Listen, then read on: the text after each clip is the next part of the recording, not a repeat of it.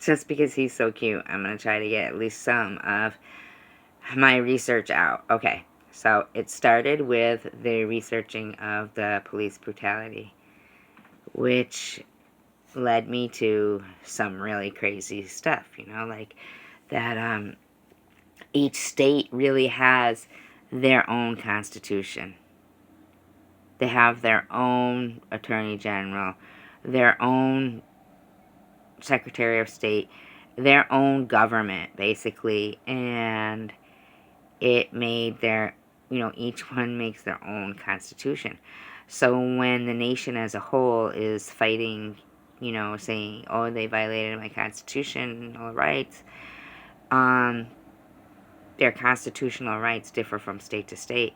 So unless they realize that they need to make an impact on all constitutions in a uniform sense, then, they really won't be doing anything. What are you chewing? Are you really chewing that rocking chair? You aren't you?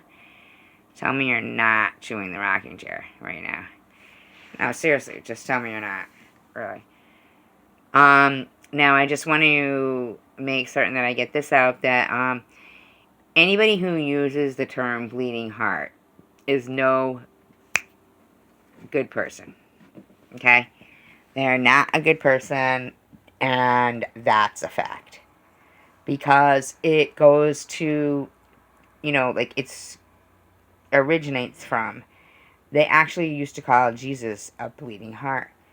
And so when he was on the cross and they pierced his heart, that was the bleeding heart. So when a Republican refers to somebody with a bleeding heart, the definition of it is somebody who has empathy and cares so much about something that is hurting, like, it's like, against humanitarian things, it's just a bad thing to do. They could be hurting the economic of the world. So, it's a bleeding heart. As if it's an insult. Do you see what I'm saying? Trump hair. But it shouldn't be an insult because it's actually, like, a good thing. So it's really kind of ironic that they use it as an insult. And they also are the same people that pretend they care about religion and this and that and this and that. We have to understand that there's so many things that are crazy. I mean, it would start with everybody working to try to get the qualified immunity doctrine repealed. There's a long list of Democratic judges in the Supreme Court that want to get this repealed, and 2 Republican judges that also would like to. But it keeps being blocked. It's been in effect since 1967. What it does is it provides any employees of the government with qualified immunity. If they can be as sincere as, the judge deems necessary to say they used force because they felt they were in immediate danger, their life was in immediate danger, they get qualified immunity. Then it goes, if somebody says, oh, they violated my constitutional right, it might go in front of the Supreme Court. If that happens, their basic, their basic goal is to not set a precedent, okay? If you set a precedent, you allow, I guarantee you that most Democrats up through history were lawyers, and most Republicans were bankers or ship owners, or, exporters or things like that. That was probably most Republicans were, like that. You know, it's so ironic that the North was the most prominent ports that um, allowed transport for the slave ships. It's really strange that they're not really mad at Portugal and the Portuguese because they're the very first slave traders. You know, in fact, they're the only European uh, race of, national, or whatever you're going to call it, of Europeans that actually would venture in on the slave raids, of the villages to get these, because most of the Europeans would die from malaria. So the Portuguese were one of the only, really, if not the only, that participated in those slave raids. So anyway, the qualified immunity doctrine, even though they say that it came into play in 1967, I think that was really when it was just signed into act.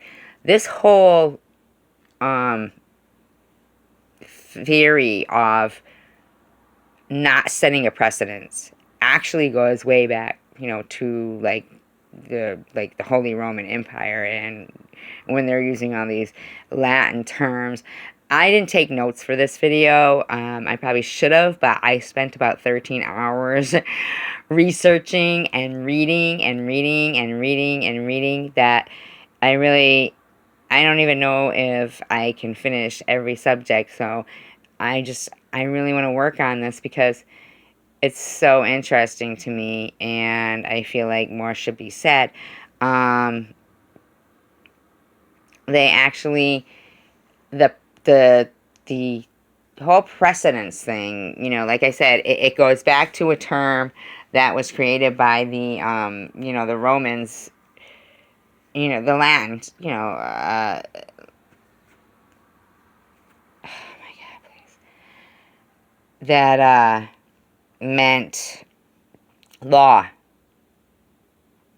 So, translated into land precedence, translates into, like, something that would mean law.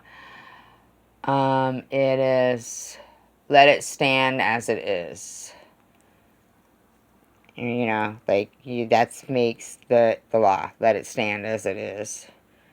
So it sets a precedence.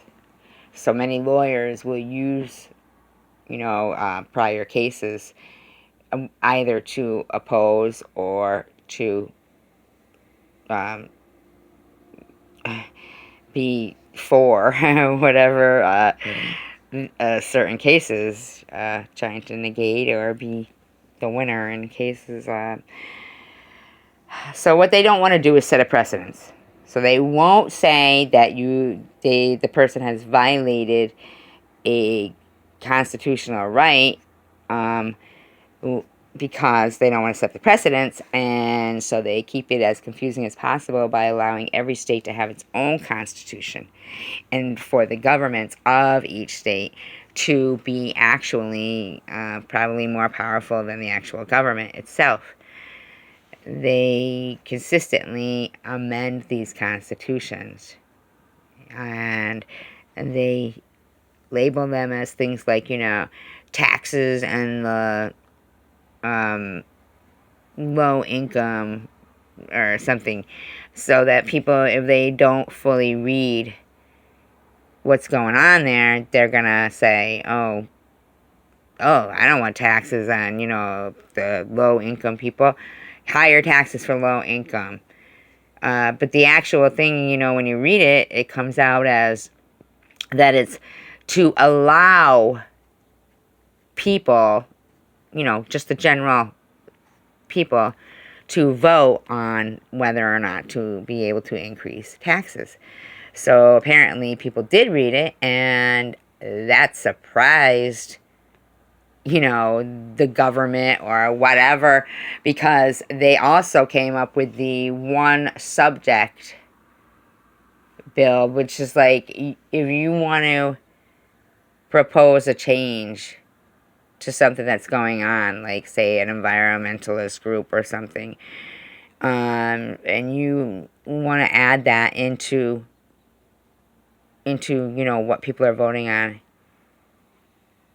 you can only have, I think they even, like, allow only, like, one group to do that, like a separate independent group, and they only allow them one subject.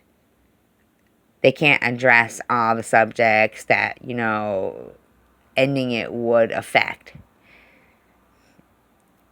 And one of their reasons for passing that is because they felt that having only one subject to read about would be less confusing for the American voters.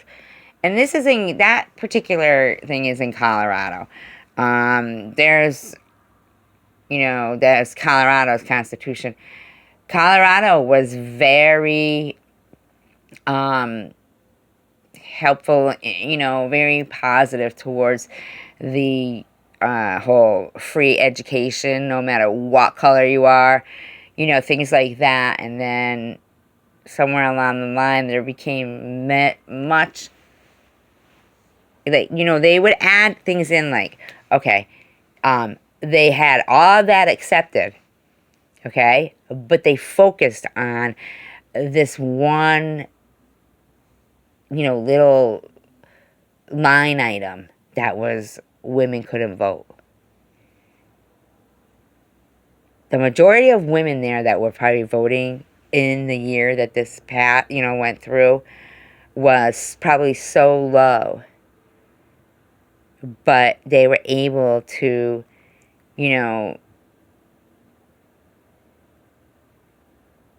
say, well, okay, we can repeal that now.